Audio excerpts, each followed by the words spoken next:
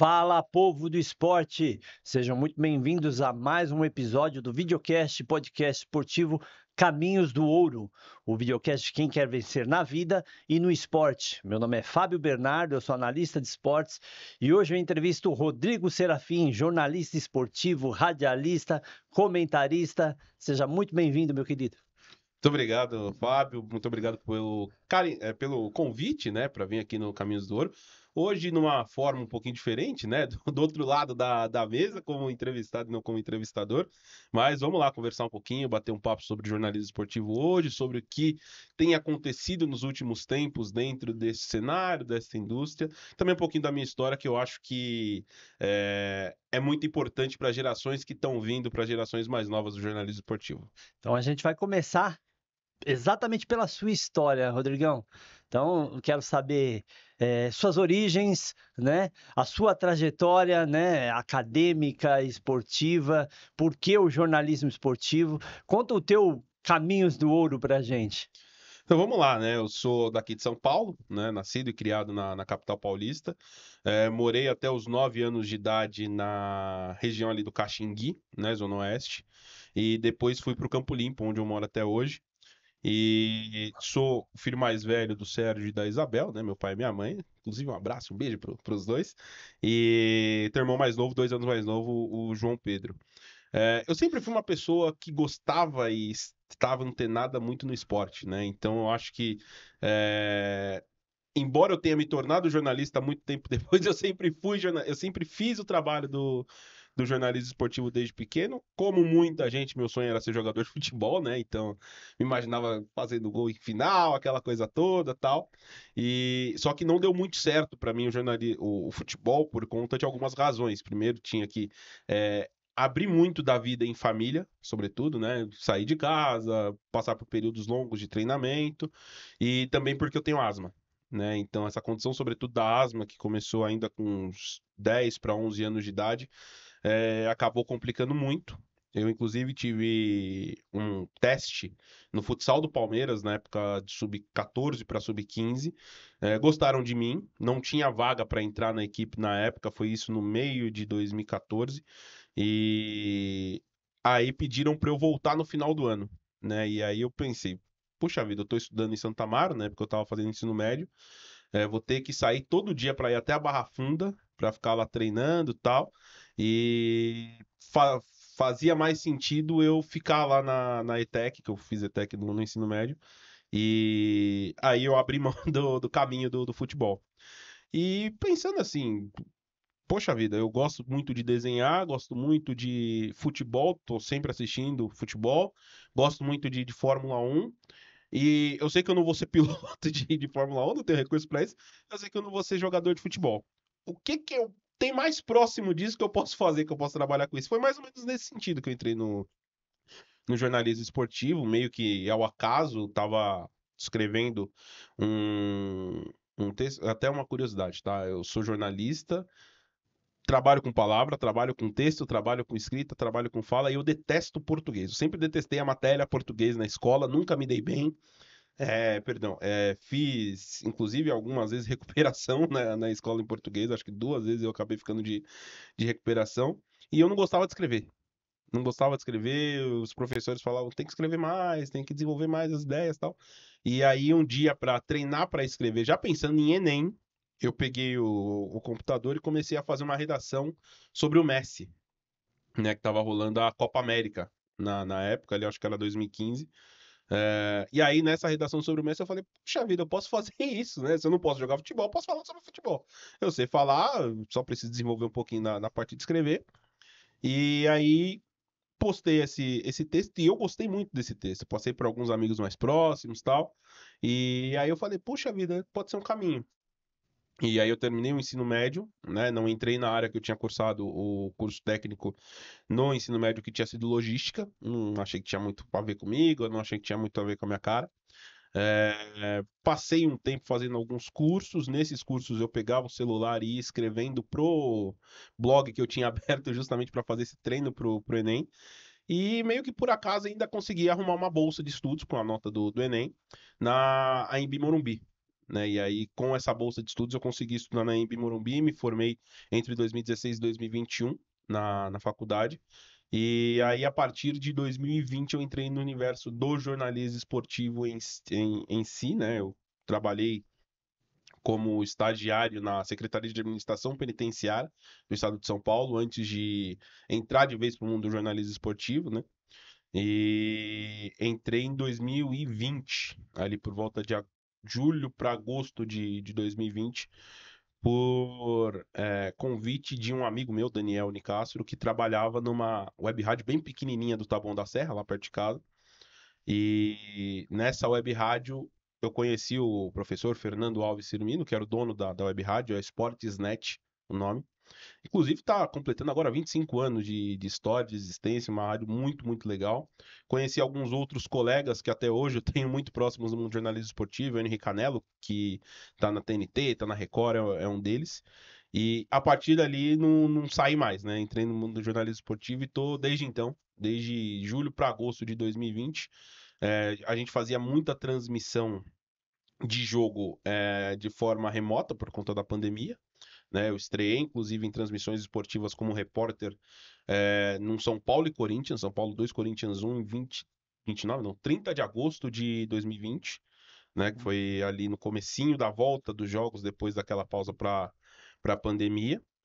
E desde então é jogo remoto, é jogo indo no estádio, é jogo de estúdio, é reportagem, produção de reportagem, pauta, matéria e por aí vai. O mundo do jornalismo, ele é muito complexo. Você faz de tudo um pouquinho, né?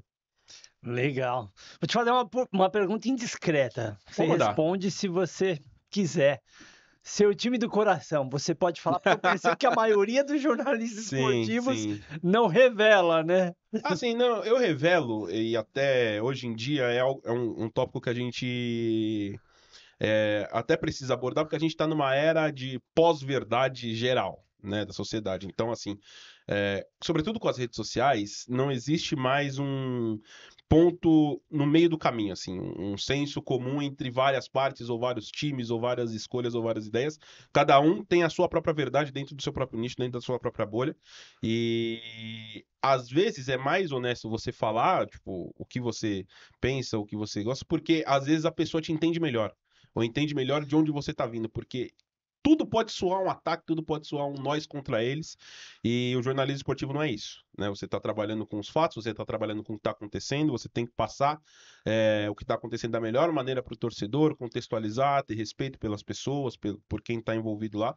Então, assim, eu sou corintiano, né? Outra coisa que eu acho que E vai nem Corinthians. e assim, outra coisa que eu acho que nem tem tanto sentido de ficar escondendo tanto é que hoje em dia a gente está nas redes sociais, né? E eu estive nas redes sociais desde o início da minha adolescência, né? Eu fui construir as primeiras redes sociais, Facebook, Twitter, Orkut, essas coisas todas. Eu tinha 12 para 13 anos ainda, lá atrás em 2010. Então, desde então eu cresci, né? Eu maturei, me formei, me desenvolvi enquanto ser humano, enquanto homem, dentro das redes sociais. Então, tava todo esse processo postando coisa, compartilhando coisa, visão de mundo. Então, mesmo que eu quisesse esconder, não tem como Tá esconder, exposto, né? né? O mundo digital, ele tá aí e eu acho que as pessoas sabendo disso, elas entendem melhor o meu ponto de vista, ou tem uma aversão menor do meu ponto de vista. E assim, um dos mentores que eu tive, que nunca falei isso pra ele, tá, pessoalmente, mas era um ídolo meu de infância, um dos jornalistas, comentaristas que eu mais admirava quando era pequeno, e que depois se tornou um amigo e um colega de profissão, Mauro Betting, né? Quando eu trabalhei com ele na Jovem Pan e depois em alguns outros projetos que a gente fez juntos. Ele é palmeirense assumido, Exatamente. ele declara o seu amor pelo Palmeiras todos os dias e ainda assim é um dos cronistas mais brilhantes para falar de qualquer outro time. Ele vai falar do Corinthians, ele fala com brilhantismo, ele vai falar do Internacional, ele fala com brilhantismo, Com do total Fluminense. imparcialidade, né? Exatamente, e assim, ele sempre fala uma coisa muito interessante. O Mauro palmeirense veio antes do Mauro jornalista, né? Porque o Mauro nasceu palmeirense, só que foi se formar jornalista. E eu penso muito dessa forma. Só que quando eu tô sendo jornalista, o jornalista é que tá falando. Claro. Não é o torcedor. O torcedor, ele fica em casa, ele fica na Profissionalismo. arquibancada. E essa distinção, às vezes, a pessoa que tá escutando ou que tá ouvindo pode achar que não tem, que não existe. Mas, na verdade, é o contrário. Né? Eu acho que ter essa consciência e ter essa noção do que é cada coisa te ajuda a fazer um trabalho sempre imparcial. te ajuda a fazer um trabalho sempre num tom mais sóbrio, num tom mais racional, e faz com que quem tá do outro lado e que talvez torça para outra equipe, o palmeirense que tá me escutando quando eu tô fazendo um jogo do Palmeiras, o São Paulino que tá me escutando quando eu tô fazendo um jogo do São Paulo, não pense que é algo com segundas intenções ou algo com um viés de, eu preciso falar algo que vai beneficiar o Corinthians ou que vai prejudicar o time de São Paulo, que vai prejudicar o Palmeiras, não. Eu tô fazendo o meu trabalho de acordo com o que está acontecendo ali no campo, né? Muito E legal. a minha visão, embora ela tenha esse lado torcedor, ela não entra na hora do trabalho, né? O jornalista coloca a chavinha lá do lado de fora, o torcedor fica lá fora esperando e o jornalista vai para o estádio para fazer o jogo. E assim, eu vou até aproveitar para fazer uma passagem. A minha namorada, ela é muito corintiana também, a Rafa. Um beijo, amor, te amo. E assim, teve um dia que a gente estava Como é que assistindo ela um jogo. chama? Rafaela. É, Rafaela. Rafaela. E assim, teve um dia que a gente tava fazendo não, assistindo um jogo na casa dela, Corinthians e Guarani, quartas de final do Campeonato Paulista. Agora o ano eu não lembro, mas foi um desses anos aqui recentes. E o jogo foi para os pênaltis, né? Foi um jogo bem tenso, tal, não lembro se chegou a sair gol no tempo normal, mas foi para os pênaltis. E tava ela e a avó dela assistindo a televisão, muito nervosas, comemorando assim, acho que era o Cássio ainda que tava no Corinthians fazia a defesa, gritava aquela coisa de torcedor. E eu tava assim, pleno, Controlado, calmo. tranquilo, assim, calmo, numa boa. E por incrível que pareça, isso é normal ao longo do tempo, quando você começa a trabalhar como jornalista, porque é algo natural, você fica muito alheio ao que está acontecendo do ponto de vista torcedor.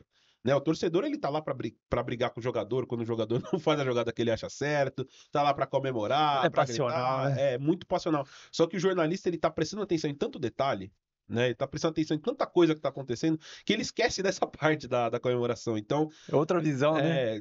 o pênalti vai na trave, você ok, bateu com a chapa do pé, ou então ele mudou a batida que normalmente é feita do pé, o goleiro esperou um segundo a mais, acabou desestabilizando, e aí você vai prestando atenção nesses detalhes, que é normal, sobretudo do comentarista, e aí você acaba deixando de lado, né? Então, hoje, né, todo jornalista tem um time.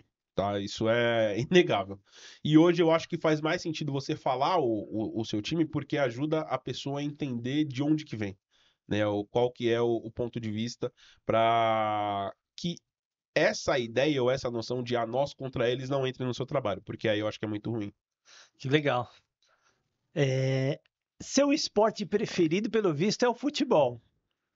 Acertei? Sim, sim, sim.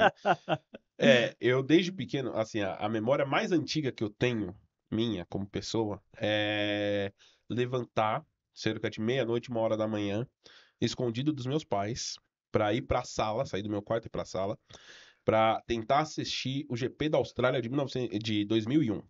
2000, eu tinha 3 anos de idade, ia fazer 4 anos no final daquele ano. Nossa. E assim, eu lembro cristalinamente de ter levantado, de ligar a TV, assistir 4 ou 5 voltas e ir dormir.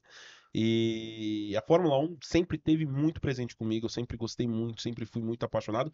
Só que é um universo diferente, né? É um universo de pessoas mais ricas, pessoas com mais poder aquisitivo, que na minha infância pouquíssima gente aqui da minha escola ou da minha sala ou do meu grupo de amigos, da região e por aí vai, tinha o interesse que eu tinha. A pessoa que sempre gostou muito de Fórmula 1 na minha vida sempre foi meu pai, né? Então eu assistia as corridas com meu pai.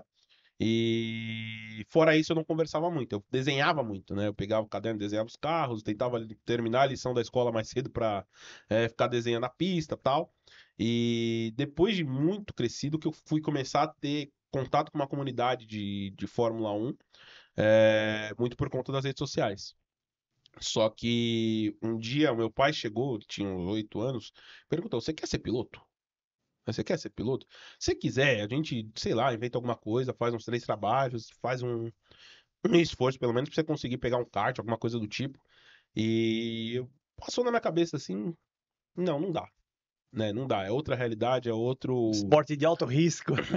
alto risco, muito dinheiro envolvido. E assim, eu acho que mesmo tão longe, por muito tempo, sempre foi um lugar, um porto seguro, né? Que eu sempre gostei muito, eu sempre achei sensacional a forma de você atacar uma curva, você fazer uma tangência, você ler o que você vai fazer na sequência com o piloto na frente. A parte estética também da Fórmula 1 sempre me agradou demais. E para eu me sentir mais dentro do universo, o Lewis Hamilton foi, assim, a grande inspiração. Né? O Hamilton, para mim, é um herói, eu acho que é o principal ídolo que eu tenho, mesmo sendo mais fã de futebol do que de Fórmula 1, o maior ídolo que eu tenho é o Hamilton. É muito porque O ele Senna sempre. você não viu, né? Não, não vi. Eu lembro de. Tua idade mesmo, Rodrigo? 27, 27. Eu lembro de muitas exposições que eu vi quando era pequeno do Senna, porque meu pai era fãzaço, né? Então me levava nas exposições, via E os o Hamilton é carros fã do antigos. Senna também, né? Sim, muito, muito fã. Inclusive usava capacete amarelo por conta do Senna. Até uma história curiosa, eu lembro perfeitamente da primeira vez que eu ouvi falar do Hamilton. Hamilton estava na GP2, que hoje é a Fórmula 2, ano de 2006, e teve uma corrida na Turquia, que ele estava brigando pelo título contra o Nelson Piquet, o Nelsinho Piquet, melhor dizendo, né, o filho do Nelson Piquet. E nessa corrida ele tentou uma estratégia lá que deu muito errado por conta do pneu. E ele caiu para penúltimo, antepenúltima, coisa assim, na segunda volta da corrida. E aí veio passando um por um, que nem um maluco. Teve uma ultrapassagem que ele fez quase que batendo no muro, assim, na parte de dentro da pista, na reta dos boxes. E pegaram essa corrida e passaram no Jornal Nacional. Né, fizeram um VT falando tal, do final de semana da corrida na Turquia, aquela coisa toda. E na GP2 teve essa ultrapassagem aqui, tal, mostrou. Tava aí meu pai assistindo. E meu pai me apresentou, me ensinou muita coisa, sobretudo sobre a vida, né? E ele sempre falou pra mim, sendo preto, você tem que fazer 2 vezes melhor que todo mundo tudo. Isso desde os tempos de escola, né? De tirar nota, de fazer o trabalho. Ele é jornalista de- também? Não, meu pai, ele trabalha com fiscalização bancária, né? E já fez também 1 milhão de coisas. Já foi cabeleireiro, já trabalhou de técnico de raio-x, já foi promotor de festa, já fez de tudo um pouco, meu pai. E ele sempre passou essa lição, e a gente vendo o Hamilton num universo que simplesmente não tinha pilotos pretos, ou não tinha gente parecida com a gente, falou: esse é o cara, capacete amarelo por causa do Senna, agressivo, gente que nem a gente, é o cara. Né? E a partir dali a gente começou a torcer pro Hamilton. Hamilton nem tinha chegado na Fórmula 1 ainda. Né? E aí muita gente E ficava. hoje é um dos maiores da história, Hoje o né? maior campeão, junto com o Schumacher, maior vencedor da história da Fórmula 1, em número de corridas vencidas, é, maior número de pole positions. E eu lembro que em 2008 teve um frisson gigantesco que o Felipe Massa chegou muito perto de ganhar, né? O brasileiro, aquela volta do Brasil ao topo depois do Ayrton Senna, aquela coisa toda e tal. E eu, minha casa inteira torcendo descaradamente pro Hamilton, muito É assim, mesmo? muito, muito, Que muito, né? incrível! E eu lembro que no ano anterior, que foi o primeiro ano dele em 2007, ele perdeu o título nas 2 últimas corridas, né? Que ele fez um erro na China, depois fez um erro no Brasil. E o Kimi Raikkonen ganhou. O Raikkonen foi campeão da Ferrari e tal. Eu até gostava do Raikkonen antes do Hamilton entrar na Fórmula 1, mesmo sendo muito pequeno. Mas aquele foi um dia que me deixou devastado, assim, um dia muito triste e tal. Eu fiquei muito chateado, assim, uma semana sem Fã ver de nada carteirinha relacionado, mesmo, hein? sem ver nada relacionado à Fórmula 1. E aí, depois, no ano seguinte, chegou a chance de novo, só que era contra o brasileiro, mas eu não tava nem aí. Pra mim, o piloto que me representava, que eu me via dentro lá na corrida, era o Hamilton. Né? E aí, muita gente depois disso, que é isso? Você tava torcendo contra brasileiro e tal, não sei o quê. É que às vezes a bandeirinha que fala qual que é o país é só uma bandeira, é só um símbolo, é só uma figura ali. A identificação vai além disso, né? Tem a ver com cultura, tem a ver com representatividade, tem a ver com você se enxergar nesta posição. E isso que o Hamilton oferecia para mim naquela época, né? E aí, perdão, trazendo para o universo do jornalismo esportivo, isso também guia muito do meu trabalho, né? Porque eu venho de uma geração que talvez seja a segunda, no máximo, que tenha um contingente maior de jornalistas pretos chegando nas grandes mídias, né? E ganhando muito espaço, mostrando talento, mostrando a qualidade na hora de narrar, na hora de comentar, na hora de reportar. E para a gente é muito importante que a gente possa fazer o trabalho, que a gente possa mostrar o nosso trabalho, porque para quem está saindo do maternal, está indo para a primeira infância, está indo para a adolescência, ver essa representatividade na tela é fundamental, porque fala, opa, eu posso ser jornalista esportivo. Opa, eu posso ser um construtor de análise, um construtor de opinião, de poder passar a minha visão sobre o jogo, que é uma coisa que para muita gente faltou, né, em diversos aspectos. No meu, por exemplo, faltou muito da parte estética, né? Eu sempre tive muita dificuldade com relação à autoaceitação do ponto de vista estético mesmo. É, ponto de vista esportivo, eu tive esse exemplo do Hamilton que ajudou bastante também em outras áreas, mas na área intelectual, sobretudo, eu acho que a gente está muito defasado nessa área, nesse ponto de vista. Eu faço um estudo anual de presença de treinadores, goleiros não, goleiros também, treinadores, goleiros e presidentes de equipes das séries A e B do futebol brasileiro, de acordo por etnia, né? E nos 2 últimos anos a gente teve um contingente abaixo de 7% desses cargos todos sendo ocupado por pessoas negras. Então, assim, quem forma opinião e quem decide as coisas, quem dá as cartadas, quem fala, a gente vai por esse rumo, a gente vai por aquele rumo, quase sempre são as mesmas pessoas. E isso eu acho que é algo que a gente precisa mudar, é algo que eu trabalho para isso. Então, até a oportunidade de estar aqui hoje, eu acho que é muito valiosa nesse sentido, de mostrar para quem está lá na base agora que está começando, sim, vocês podem vir até aqui, vocês podem chegar até aqui, a gente está aqui. Eles podem Né? ser o que quiserem, né, hoje. Exatamente. E eu acho que essa mensagem é muito importante. E essa é uma mensagem que eu aprendi lá atrás com o Hamilton mesmo. Então, por isso que eu acho que esse exemplo é legal. E por isso que eu acho que a minha ligação com a Fórmula 1 é tão grande. Nossa, que Eu, bela lição de vida. eu gosto de outros esportes também, gosto muito de basquete, de vôlei, já fiz algumas transmissões, já trabalhei. Acompanho muito também, mas eu acho que futebol e Fórmula 1 são os top 2 ali, os que estão mais em cima mesmo. Legal.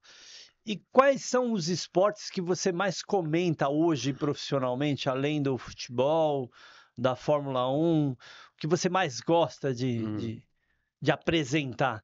Sim, então, eu trabalho bastante com basquete, Basquetebol. né? Basquete, eu tive algumas oportunidades de trabalho na uma web rádio chamada na Sportsnet, né? Na Sportsnet. Também trabalhei na Rádio Gama Esportiva e por lá a gente tinha uma liberdade muito grande para fazer diversos esportes, né? Então, assim, tá tendo um evento de vôlei aqui na cidade, a gente vai lá cobrir. Tá tendo um evento de basquete no ginásio de São Paulo, a gente vai lá cobrir, né? E é legal porque, assim, E isso na web rádio. na web rádio, tudo web rádio. E exatamente isso que eu ia abordar. A web rádio, ela é um veículo relativamente novo e que tem uma forma de trabalhar, um dinamismo muito específico, né? Porque você trabalha com o conceito já de que a pessoa está com o segundo da tela, ou seja, ela está com a imagem em algum outro lugar e aí ela pode ouvir a sua narração, ou ela está só acompanhando a sua narração, porque a busca dela é pela imagem, né? O cara vai entrar no YouTube para eu quero assistir o jogo com imagens, eu não tenho assinatura do veículo tal. É que a tecnologia hoje nos favorece, né? Então a gente Exatamente. busca Exatamente. primordialmente o vídeo, mas antigamente o rádio era maravilhoso. Eu sou da época do Fiore e Giliotti, mas Sim, me surpreendi muito quando eu vi uma locução de um jogo de voleibol no rádio. sim, sim. E a Eu gente achei faz incrível, muito. porque a gente estava acostumado só com futebol Sim. no rádio, né?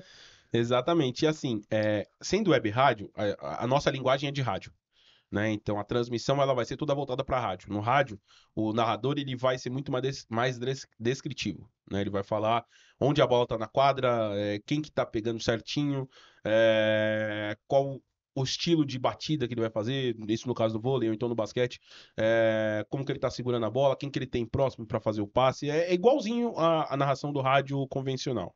O comentarista tem que também ser muito mais analítico, falando com mais detalhes. O repórter vai ter um trabalho muito mais ativo do que numa transmissão para televisão. E isso tudo a gente faz sabendo que, ao mesmo tempo, o que o cara que normalmente não conhece a web rádio está procurando é a imagem. Né? Então a gente tem que dar um jeito de segurar ele. Né? Isso que é muito importante. A taxa de segurar a audiência, segurar o ouvinte, porque essa é a base do trabalho com a web rádio. Então, assim, quanto mais visualização você tem, mais gente vai procurar a sua transmissão. Só que elas só vão ficar se você fizer um trabalho muito bom de passar para elas tudo o que está acontecendo. Né? Porque a imagem que ela vai ter na tela, às vezes, é a sua cara, né? Quando você coloca uma câmera lá para apresentar, às vezes é uma foto estática, às vezes é um vídeo de alguma outra coisa que esteja acontecendo para a gente poder preencher a tela. Só que o fundamental é a forma como você passa a informação, porque aí a pessoa segura. Tem que ser Né? mais minucioso, né? Exatamente, porque aí a pessoa, poxa vida, eu não consegui achar o que eu quero ainda, mas ele tá passando bem o que tá acontecendo. Eu tô conseguindo ter essa informação em tempo real, aquela ideia da agilidade do rádio, vamos ficar aqui um pouquinho. E esse tipo de evento é muito legal de você fazer é, em loco, porque em loco você pega muito mais informação. Né? Então, tipo, com o dinamismo do vôlei, com o dinamismo do basquete, você consegue pegar mais detalhes na quadra do que você pegaria numa transmissão por televisão ou por estúdio, por exemplo. Né? Que no estúdio você coloca a imagem da TV e aí você tá lá comentando em cima Até da a imagem da emoção TV. muda, né? Sim, muda muito. Porque você pega a energia da torcida ali do lado, você pega o clima do treinador o tempo todo, conversa entre os jogadores, né? Isso é muito valioso, eu acho que ajuda muito a transmissão. E, assim, ultimamente, nesse ano de 2025, eu não tenho trabalhado tanto com vôlei e basquete. Mas a gente, por exemplo, uma das web rádios que eu trabalho hoje, que é a Voz do Esporte, fez a reta final da Superliga feminina. Né? Jogos da masculina, eu acho que não, mas a feminina inteira, assim, a partir do mata-mata, a gente fez. E aí, como é que foi a E audiência? espetacular. Que maravilha. Espetacular, foi assim muito acima do que a gente esperava, muito acima da nossa própria média assim em jogos menores de futebol. E o jogo da final também ajudou muito, né, que aconteceu lá no Ibirapuera, mas eu acho que esses públicos, às vezes a locução de rádio, sobretudo, é algo que não venha no normal, assim, no natural do dia a dia, e por isso eu acho que fica muito valioso. E a web rádio consegue trazer essa emoção, né, dentro de um mercado mais digital, né, dentro de um mercado mais digitalizado, mais rápido, mais ágil. Então é muito valioso e tem que ser feito porque sem o acesso você não consegue prosperar modalidade nenhuma, Sim. né? E hoje em dia o acesso está muito polarizado, né? Aliás, menos polarizado do que em outros tempos em número de pessoas fazendo a transmissão ou de direitos, detentores de direitos. Só que na hora de você acessar, pensando em todos os públicos, não só no público da minha idade, que tem mais facilidade com streaming ou mais facilidade com o canal XYZ, mas para todos os públicos fica mais difícil de chegar. Então a web rádio pode ir até esses lugares e tem essa agilidade para poder fazer esse esporte chegar a mais gente, chegar a mais pessoas. Que legal. Então o rádio não morreu. Não. Cada dia mais evoluído, né? Sempre presente, sempre E presente. legal que assim, nem todo mundo busca a imagem. Por exemplo, pessoas que têm deficiência visual, o rádio é incrível, né? Porque Exatamente. consegue passar toda a emoção, né, do esporte. Abre muita imaginação, assim, né? Sim. Eu, quando era menor, eu não tinha TV a cabo em casa, né? Então, transmissão era só ou TV aberta ou rádio, né? E eu lembro até hoje uma das maiores referências que eu tenho como profissional, né? O Éder Luiz, eu tô inclusive para pedir para tirar uma foto com ele da próxima vez que eu encontrar ele no estádio, mas é que você vê o ídolo de infância, você fica com vergonha, assim, fica meio. Perna treme. É, então. Mas o Éder Luiz, ele sempre foi uma referência justamente por conta da emoção que ele consegue passar na narração. Né? A narração dele é fantástica, é fenomenal, sempre no rádio, assim. E essa emoção eu acho que a gente perdeu um pouco, mas ela ainda tá lá. Sim. Né? Se Porque no bem feito. passado o rádio era um dos principais Sim, veículos de comunicação, né? sim, Inclusive o futebol, a gente ouvia muito mais no rádio do que na TV, porque não tinha TV, né? E a TV sim. era preto e branco. Você não viveu muito isso, né? Mas a gente que já tem aí meio século de vida, a gente lembra bem. Mas até hoje eu não esqueço as locuções do Fiore Giliotti, do Osmar Santos. Hum, Era maravilhoso. sim, Que sim. bom, né, que vocês estão dando continuidade aí nesse grande veículo É de um legado muito comunicação, grande. que É é um legado. centenário, né? Sim. As primeiras radiodifusões do Brasil aconteceram em 1922. Né? As primeiras transmissões de radiodifusão. O aparelho rádio é um pouquinho mais antigo do que isso, inclusive porque foi criado por várias razões, né? A parte de radiodifusão, raio-x, radiologia, por aí vai. Só que a radiodifusão no Brasil chegou em 1922, então já é centenária. A gente teve um uso muito grande a partir de 1930, né, com o governo do Getúlio Vargas. Na parte de esportes, na Copa do Mundo, começou uma transmissão muito forte, sobretudo na Copa de 50, né, que todo mundo ouviu no rádio. Foi um Maracanã. evento muito coberto assim pelo rádio. Infelizmente, pra gente terminou com a derrota da seleção, mas desde então o rádio sempre esteve presente e continua presente. Né? Ainda hoje segue presente na forma da web rádio, na forma ainda do rádio tradicional que tem que se reinventar para chegar às pessoas. E é um legado muito grande.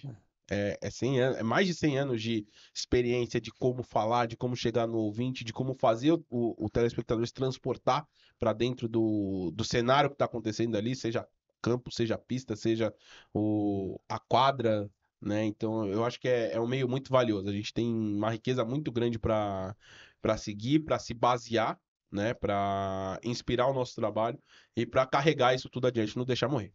Legal. Só fazendo um adendo à Copa de 50, na verdade querendo fazer justiça, porque o goleiro do Brasil, o Barbosa, ele foi culpabilizado, né? Sim, Por conta da derrota. E, assim, pra gente que vê os tapes hoje, o goleiro não teve culpa nenhuma, né? sim. Foram bolas indefensáveis que ele chegou aí pra bola. Que esquisito isso, né, Sim, Rodrigo? assim, eu acho que tem a ver muito com o universo da sociedade brasileira como um todo Sim. e o nicho ou ecossistema futebol brasileiro, que não mudou muita coisa, tá? De 1950 para cá. É, O goleiro, ele é uma figura de segurança, é uma figura que tem que trazer liderança e um pouquinho de tranquilidade para quem está à frente dele no campo de jogo. E por estereótipos de diversas formas, sobretudo racistas, o Brasil sempre teve muita dificuldade de colocar pessoas pretas nesses locais ou nessas posições de responsabilidade, de tomada de decisão, de liderança. E a partir do momento que a seleção brasileira perdeu, tudo estava errado, né? Culpabilizaram Ademir de Menezes, o Friaça, o Zizinho, todos os craques geracionais históricos do futebol brasileiro que acabaram completamente esquecidos, né? E esse problema recaiu mais ainda sobre o Barbosa. O Barbosa foi condenado o resto da vida, viveu uma Sim. sequência de vida muito triste e foi o que guiou a seleção brasileira e o futebol brasileiro até o talento quebrar isso. Né? Até o talento dar um jeito de derrubar esse muro, que é o talento do Pelé e do Garrincha. Antes de começar a Copa de 58, o Brasil, naquela ideia de vamos na base da disciplina, porque o que falta para esses jogadores é disciplina. É sempre o mesmo papo, né? É sempre a mesma conversa. Reprovou com o psicólogo Garrincha e Pelé. Nossa, O Pelé porque era muito novo e o Garrincha porque, segundo eles, não tinha uma idade mental avançada o suficiente para encarar a pressão que era uma Copa do Mundo. nossa senhora. A seleção brasileira ia abrir mão de jogar com Pelé e Garrincha. E só voltou atrás, só colocou os dois para jogar quando teve dificuldades nas duas primeiras rodadas da Copa. E precisou colocar os dois para conseguir vencer. Salvo engano, era a União Soviética no último jogo da primeira fase para conseguir passar de fase. Aí os dois entram, arrebentam com o jogo, o Brasil vence, vai para as quartas de final, derrota o País de Gales com um jogo espetacular do Pelé, com aquele gol que ele dá o chapéu e marca o gol. Depois vence a França na semifinal, também com o show de Pelé, com o show de Garrincha, e vence a final da Copa do Mundo. E aí a coisa muda de figura, né? Porque você ganhando, você tendo título, né? A gente tem uma sede por poder muito grande, né? E você Tá tá no topo do descobrindo o mundo. rei, né? Exatamente. Aí, opa, o rei é nosso. O melhor O do mundo rei é é nosso. nosso. Pô, que isso? Esse é o futebol brasileiro, essa mistura, coisa toda. Assim, se não fosse o título de 58 e o talento transcendental de Pelé e Garrincha, a gente não teria nada disso. E a identidade brasileira em relação ao futebol seria muito diferente, né? Porque na esteira você vem depois 62, depois você tem 1970, então é uma sequência de 12 anos em que o Brasil, através da pluralidade, né, e da cultura diversa que tem, que assim, o futebol no Rio Grande do Sul, por exemplo, é um futebol que é mais pesado, porque você tem um clima que é mais instável, chove mais. O futebol no Nordeste, ele vai ser muito mais pausado, muito mais cadenciado, porque o calor impede você de correr o tempo todo. O futebol no Rio de Janeiro tem uma influência muito grande das areias. O futebol em São Paulo tem uma influência muito grande da periferia, né? De você jogar na rua, aquele golzinho pequenininho e tal. Então, essa mistura foi o que o Brasil foi o que fez o Brasil chegar ao título entre 58 e 70, só que a visão que muitas vezes é racista fala que esse excesso de anarquia, essa falta de comando, de controle, de um autoritarismo muito grande é o que faz mal para a seleção brasileira. E foi nessa que o Barbosa acabou rodando, foi nessa que o Barbosa acabou sendo condenado para o resto da vida. E é nisso que a gente se baseia muitas vezes, né, para poder fazer o nosso trabalho, a leitura do que é o futebol brasileiro como um todo, esse ecossistema.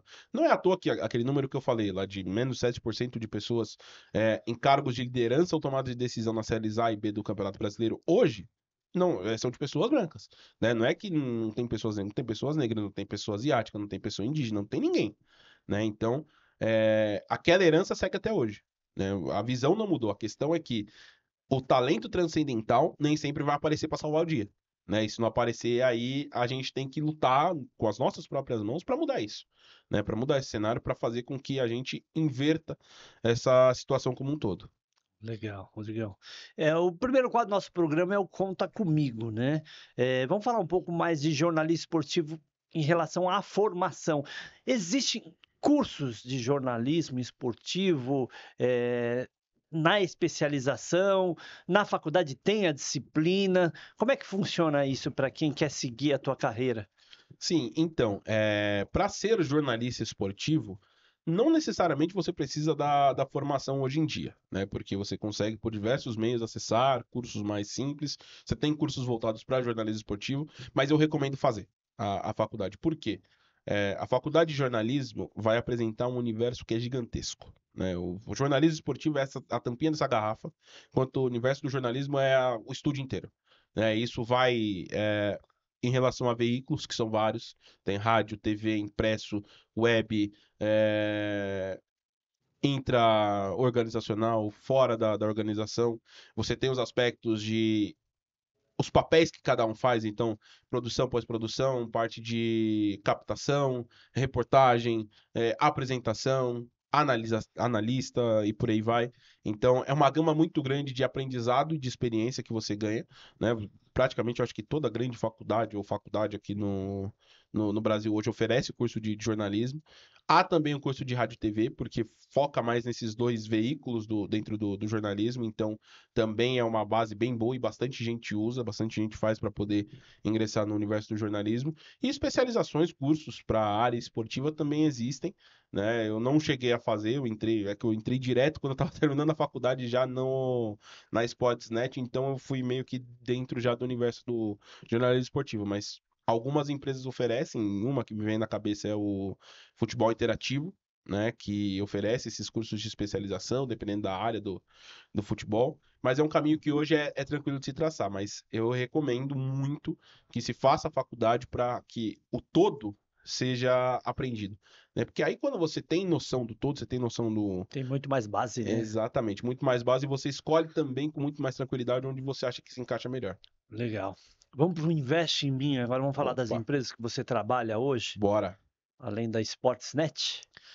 A Sportsnet eu saí ali por volta de abril para maio de 2023, era uma rádio colaborativa, inclusive, né?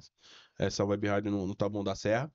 E hoje eu estou em 4 veículos. A Voz do Esporte, né, que é web rádio, a Super Rádio, que é rádio aqui de Al mesmo em São Paulo, no AM. Qual que é o AM? É 1150, né? A AM 1150 aqui na capital paulista. Tô no Link Sport Clube da Record Entretenimento, fazendo os jogos do Campeonato Egípcio. Isso também é legal demais de falar. A gente teve a oportunidade Diferente. de transmitir o primeiro campeonato nacional de futebol da África pro Brasil em transmissão em português na história do Que futebol. evoluiu muito, né? Sim, sim, é um futebol que a gente trata com certo desdém, a gente enquanto imprensa esportiva num todo, que é algo que me incomoda muito, né? Porque eu sou muito fã de geografia, eu gosto muito de geografia, eu tenho uma paixão enorme pela África, né? Por diversas razões, e o futebol que eu enxergo lá, a maioria das pessoas não enxerga. Então, você poder abrir essa porta e trazer um pouquinho disso é sensacional, uma iniciativa maravilhosa da Record Entretenimento com o Link Sport Clube. E além desses três, eu tô também na Esportes Total, que é uma outra web rádio mais focada para aplicativos de rádio na internet, ao invés do YouTube, que tá no comando do Aldo Luiz, um grande parceiro, grande amigo meu. Dá um abraço pra ele, né? Não, abração, Aldo, você é demais, viu? E lá a gente faz mais jogos voltados para campeonatos europeus, né? Campeonatos europeus e basquete. NBA, NBB e jogos de Liga dos Campeões, Liga Europa, a gente faz nessa squads total. Na Voz do Esporte, campeonatos aqui voltados para clubes brasileiros, então Campeonato Brasileiro, Copa do Brasil, Libertadores, agora a Copa do Mundo de clubes. E então são essas 4 gamas que eu tô hoje. Legal. Vamos agora pro Toca o Hino. Nesse quadro a gente homenageia um ídolo do esporte. Você já falou do Hamilton, né? Mas quem que você admira no futebol? No futebol, no futebol é mais difícil porque tem muita gente que eu gosto muito pelo jogo, também muita gente que eu gosto pelas ideias em si, né? E o Pelé? O Pelé realmente é o rei do futebol? Sim, o Pelé é o rei, o Pelé é demais. Tem gente falando que o Messi é melhor que o Pelé agora? Que conversa é essa? Não é. O Messi é um gênio, um cara muito acima da média, muito fora da nossa realidade. Um dos ídolos que eu tive na infância, né? Uma das referências que eu tive na infância, mas o Pelé foi mais. O Pelé jogou mais bola, o Pelé foi mais dominante, foi dominante por muito, não tanto tempo quanto o Messi, mas alcançou um ápice maior, né? E teve uma curva de nível também cedo muito grande. Então, pra mim, o Pelé é o melhor. Pode ser o Pelé. Pelé, Pode ser o né? Pelé. O rei do O futebol. rei. Edson Arantes do Nascimento. Esse é demais, viu? Vamos lá, então vamos para a aposta de ouro. Agora a gente também fala sobre Olimpíadas no Caminhos do Ouro. Você acha que o Brasil pode voltar a ganhar a medalha de ouro em Los Angeles? Qual a tua opinião a respeito da nossa seleção olímpica? Acho que não. Não? Acho que não. Assim, inclusive eu trabalhei no pré-olímpico do ano passado, né? Antes das Olimpíadas de Paris, foi na Venezuela. O Brasil acabou sendo eliminado na última rodada, perdendo para a Argentina, num jogo decisivo. E assim. A gente ficou fora, né? Das Olimpíadas de Sim, Paris. foi exatamente por conta desse jogo que a gente não chegou na última Olimpíada. E eu vejo uma questão muito grande de automatizar os jogadores para que eles sejam mais vendáveis ou sejam vendidos de forma mais rápida para o mercado europeu. O futebol É um brasileiro, trampolim, né? o futebol brasileiro hoje ele não forma para os jogadores brasileiros jogarem no Brasil. Ele forma de acordo com o que o mercado europeu pede. O Virou mercado negócio europeu mesmo, precisa. né? E falando até do ponto de vista de tática, até um pouquinho mais a minha seara, que é o comentário, o Brasil produz muitos jogadores de lado de campo, né? Então, velocistas, dribladores que vão conseguir carregar a bola e carregar defensores até pisar na área. E jogadores que ocupam espaço e têm muita intensidade e força física no meio, né? Para ganhar duelos, para roubar a bola, para ser uma presença física na equipe, para que a equipe fisicamente supere o adversário. E esses dois perfis, esses dois protótipos, eles vendem muito fácil para o futebol europeu. É muito tranquilo de você negociar, você ofertar uma venda, alguma coisa do tipo, e as cifras também normalmente são mais altas. E isso acaba que faz com que o brasileiro não seja mais formado pensando em pensar o futebol, né? Analisar o jogo. Calma com a bola, pisar em cima da bola, olhar o que está acontecendo, controlar o ritmo do jogo. E o nosso drible, hein, Rodrigo, que morreu, hein? Exatamente, Cadê vai os disso. grandes dribladores do futebol brasileiro? Vai muito disso. Que destrói qualquer sistema tático que existe. Exatamente, tipo, nasce disso o problema, porque se você não tem jogador que pensa, se você não tem jogador que analisa o cenário, se você não tem jogador que tem cuidado e trato com a bola, né, aquela intimidade técnica, aquele capricho maior, em detrimento de velocidade, porque o jogo europeu pede o quê? Velocidade, velocidade, velocidade, velocidade. Vamos ser vertical, vamos ser físico, vamos acelerar. Você não vai conseguir desenvolver esse tipo de qualidade, você não vai conseguir lapidar. Mas o pior é esse que tipo o europeu técnica. prova que isso dá resultado, né? O físico, né? Então, assim... O futebol alemão, por exemplo, é muito forte, né? Exatamente, o alemão, o inglês, sobretudo, é muito, muito forte. Só que a Argentina ganhou a última Copa do Mundo fazendo o quê? Voltando para as origens. Exatamente. Olhando para o que era o futebol da Argentina, de muito mais técnica, Perfeito de troca exemplo. de passes, de aproximação, e não o futebol europeu. O Brasil, a Argentina, a América do Sul como um todo, se perdeu na briga pela Copa do Mundo a partir do momento que tentou imitar e emular o modelo deles. Se a gente for imitar e emular o modelo deles, eles vão fazer melhor, porque eles que criaram. E o que você acha do nosso novo entendeu? técnico europeu, o Ancelotti? Então, vai dar certo na seleção, não vai dar certo? Eu não tenho muita experiência em Copa, né? Ele Sim, nunca não foi tem. treinador de nenhuma Ele foi seleção antes. auxiliar do técnico da Itália, que agora me fugiu o nome, na Copa de 94. 94. Mas Valdão assim, teve aqui e falou isso é, pra gente. e assim, o que eu acho do Ancelotti é que ele vai precisar arrumar de alguma forma uma peça que a gente não produz mais aqui, que é exatamente esse pensador de jogo, esse organizador de jogo, alguém para dentro do campo respirar, pausar, pisar em cima da bola para entender o que o jogo pede, controlar o ritmo do jogo. Ele vai precisar achar uma peça para Que é fazer o isso. craque, né? É, o craque, o organizador, o pensador do jogo. Não, porque o Brasil ele tem um Você monte de. acredita no Neymar na Copa do Não. Mundo? Não, né? Não, eu tenho muita esperança, mas acreditar, não acredito, não. Mas assim, o Brasil tem muito velocista de elite, tem muito marcador de elite, de intensidade, que tá jogando nos principais centros do mundo. Vinícius Júnior, Rodrigo, Rafinha. E A todos questão é muito jovens, né? sim, todos muito novos ainda abaixo do. Só o Rafinha que tem 28 já, mas a maioria abaixo dos 25 anos. Só Temos o que Endrick também, né? sim, o Endrick muito novo ainda no Real Madrid, acho que 18 anos agora, vai fazer 19. Só que a questão é que o Brasil não tem um organizador. E vai precisar achar essa peça. Se achar um organizador, aí eu acho que tem boas perspectivas. E assim, muita gente fala: o Ancelotti é italiano, o Ancelotti é europeu, tem que voltar aos estilos de jogo do Brasil. Hoje, os técnicos brasileiros têm muito mais filosofia ou cultura ou forma de trabalhar europeia do que o Ancelotti. O Ancelotti hoje é um técnico que, em termos de filosofia, se aproxima mais do que é a escola brasileira do que a maioria dos técnicos daqui, né? Porque mesmo os técnicos que se aproximam mais dessa escola brasileira em si, por exemplo, Fernando Diniz, quando chegou na seleção brasileira, teve que optar por voltar para a escola europeia, porque é o que os jogadores são acostumados. Porque senão os jogadores não se sentem bem, não conseguem jogar, você perde o elenco, perde o vestiário de forma muito fácil.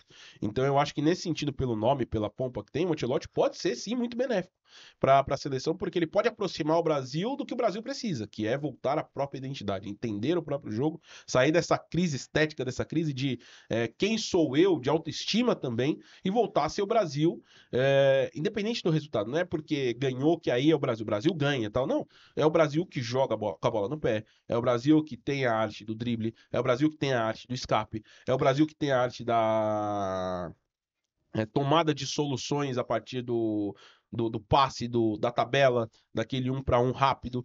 Esse Brasil se perdeu porque o Brasil tá olhando para a Europa, tá achando que a Mas você resposta acha tá que é lá. possível voltar às origens, Sim, mesmo com essa forte influência do futebol europeu sim, mundialmente? sim. Eu acho primeiro porque tudo que você precisa é um bom exemplo, né? Você mostrar assim, dá para fazer isso, se a gente fizer isso, a gente pode voltar, né? E alguém que compra essa ideia. Existem alguns profissionais que eu acho que estão muito próximos de comprar essa ideia no futebol brasileiro, que se forem até a CBF, se forem até a seleção, podem ajudar nesse processo. João Paulo Sampaio, do Palmeiras, coordenador da base. Vanderlei Luxemburgo, esse técnico de diversos clubes que hoje está desempregado. São alguns profissionais que podem auxiliar o Ancelotti a ser esse exemplo. E o E aí, Renato Gaúcho, o que você acha dele? também acho que é um técnico que tem mais a ver hoje com o ideal do futebol brasileiro em relação ao ideal europeu, só que precisa ter algumas reciclagens, sobretudo no que tange a parte defensiva. Acho que defensivamente ele tá um pouquinho defasado, mas é um técnico muito bom, eu gosto muito dele. Ele chegou a Gosto muito. disputar um título mundial, né? Sim, Grêmio. sim, em 2017. Perderam do Do Real Real, né? Madrid. Mas aí ficava difícil. Não, aí era um jogo muito complicado. E essa noção também de sucesso com base nos grandes títulos também é muito relativa, né? Você pode jogar mal, ganhar de 1-0 e vai falar que foi um sucesso a campanha toda. É É verdade. meio relativo. Legal, Rodrigão. Último quadro do nosso programa é o momento histórico. O que mais te marcou dentro da carreira, dentro do jornalismo esportivo? Pode ser da Fórmula 1, pode ser do futebol, do basquete, dos esportes que você mais gosta. O que mais te emocionou? Assim, tiveram alguns dias que eu me emocionei muito. Como jornalista, eu acho que houve uma final de Libertadores que eu fiz, acho que foi 2020, Palmeiras e Santos, né? Uma decisão, acho que foi a primeira final de Libertadores que eu fiz, que aquele dia foi um dia que me pegou legal, falei, nossa, chegamos até aqui e foi muito rápido, né? Porque eu tinha nem 6 meses de Sportsnet e aí eu tava naquela final. Acho que os primeiros jogos que eu fiz como comentarista, porque eu comecei como repórter de rádio, e aí depois de 2002 para 2023 eu mudei para comentarista, também foram bem especiais, porque eu cheguei aonde as principais referências que eu tinha estavam. Né, eu sempre citei Mauro Betting, fui muito fã do Mauro Betting, muito fã do PVC, muito fã do Rafael Oliveira, da ESPN, que era da ESPN, né, da Esporte Interativo na época, e hoje tá na Casa TV, e eu tava fazendo o mesmo trabalho que eles, né, que foi muito legal. E teve uma transmissão de Fórmula 1 que eu fiz em 2021, que foi o GP da Inglaterra. Uma corrida que logo no começo o Verstappen bate com o Hamilton, acaba saindo da corrida. Depois o Hamilton consegue se recuperar, ultrapassa o Leclerc e vence a corrida. E aquele dia foi um dia que eu falei, nossa, tô contando a história que vai ficar para sempre, assim, porque aquela temporada foi uma temporada muito diferente, muito elétrica desde o primeiro momento. E ali eu falei, poxa vida, eu tô contando a história provavelmente uma das melhores temporadas da história da Fórmula 1 pro rádio, como jornalista, como profissional, que legal. E você Legal. consegue conter a tua emoção ou você deixa transparecer mesmo, isso não tem problema em relação ao profissionalismo? Como é que funciona isso pro Depende. apresentador, pro comentarista esportivo? Porque para nós, para o público, eu acredito que a emoção de vocês também comove a gente. Uhum. E eu percebo que muita gente controla e muito bem a emoção, né? Sim, você tem que manter um certo nível de controle, porque você precisa estar inteiro ali para poder passar o que está acontecendo, né? Que a informação é mais importante, mas ao mesmo tempo é impossível você não se emocionar. Eu lembrei de mais uma, no final do ano passado eu fiz a Copa da Argentina, aí com imagens de transmissão no YouTube na rede contínua. E a final foi com Central Córdoba e Vélez Sarsfield. Central Córdoba nunca tinha sido campeão de nada. A cidade de Santiago del Estero é uma cidadezinha pequena no norte da Argentina, que não tem tradição no futebol argentino na elite. E o Central Córdoba foi campeão. Né? E aí acompanhando, vendo a torcida, a comemoração, aquela coisa toda, tipo, primeiro título da história da cidade, do time, a noite da vida deles. Também foi muito legal, foi muito bacana. E isso é muito legal porque às vezes a emoção, ela consegue te ajudar também nas palavras, né? Porque aí você acha a palavra certa para falar, você acha a Mas ir palavra. às lágrimas você nunca Não. foi apresentando ou Não. comentando. Não, é porque pra eu chorar é muito difícil, tá? Isso fora até do profissional, mesmo no pessoal, pra mim chorar é muito difícil, né? Algumas questões de infância e tal, eu não gostava muito de chorar. Então, pra ir às lágrimas é muito difícil, mas a emoção você sente. Sim. De você se arrepiar, de Qualquer um, você. né? Sim, Até e é o muito grande legal. Galvão Bueno no Tetra perdeu a É. compostura. É Tetra, é Tetra. Mas aí você consegue transmitir exatamente o que está acontecendo, o tamanho do que está sendo feito ali na tela. Né? Não é só você falar, o Brasil é campeão do mundo. Não. O que significa isso? O que representa isso? Um título do mundo. Então é importante você ter essa emoção passando, porque você consegue também colocar isso, né? Enquadrar isso para quem está acompanhando entender a magnitude. Se é um título do Brasil, tá todo mundo sentindo junto, né? Tá todo mundo maluco assim, Brasil, tá. Mas se é um título, por exemplo, do Central Córdoba, que muito pouca gente que conhece no Brasil, aí eu tenho que sentir essa emoção deles para poder fazer esse quadro. E isso que eu acho muito legal do esporte. Maravilha, Rodrigão. Meu querido, infelizmente, estamos chegando no final do nosso programa. Queria te agradecer mais uma vez a presença, te pedir tuas considerações finais, se você quiser deixar teus contatos, tuas redes sociais, fica à vontade, por favor. Perfeito, eu tô como Rodra_S nas redes sociais, o Instagram, o TikTok, o Twitter também, né? Outro dia eu conto a história do meu apelido Rodra, né? Que é muito legal, mas o pessoal gosta de me chamar bastante assim, né? Quem quiser encostar, trocar ideia, a gente sempre tá lá disponível. Eu acho que isso é muito importante, ter essa abertura com o ouvinte, com o espectador. Agradecer a você pelo convite também. Foi muito legal. Acho que ficou até pouco para falar de tudo que tinha Tanta para falar. história, Não, né? é muita história, é muito legal, Tanta mas assim, informação. eu acho que o jornalismo esportivo ele está passando por muitas transformações. É um universo hoje que precisa se entender nesse mundo de pós-verdade, né? Que você não tem mais tão definido assim um meio termo entre a minha bolha a minha bolha do que eu penso, a bolha do que o outro pensa e aquela ponte no meio do caminho. Ela está muito quebradiça, está muito delicada de se passar. E a gente precisa entender isso e fazer com que essa ponte seja consertada para que a gente possa passar por ela mais calmo novamente, né, enquanto sociedade no todo. E isso vale para o jornalismo esportivo, vale para qualquer profissão. Né? A gente está num ponto de extremismo que as pessoas não escutam mais umas outras.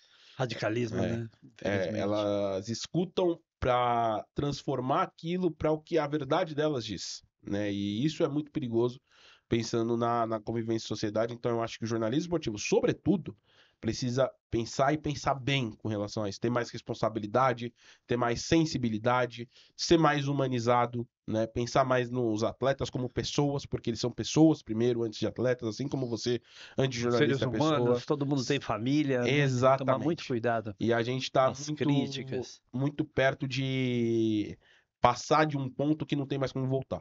É Então, verdade. eu acho que fundamental é a gente manter, como um todo, como um coletivo, isso em mente, para que o jornalismo esportivo possa seguir fazendo o trabalho de emocionar as pessoas e informar as pessoas como sempre foi. Maravilha, meu querido. Muito obrigado você pela presença, pela participação. Pessoal, essa entrevista na íntegra a gente vai mandar para o YouTube, para o Spotify. Então nos sigam nas redes sociais, Caminhos do Ouro Videocast, no YouTube e no Spotify, e também no TikTok. Nós colocamos alguns cortes dessa entrevista também no Instagram, então nos sigam também no Instagram, Caminhos _do_ouro _. Muito obrigado pela audiência e até o próximo episódio de Caminhos do Ouro.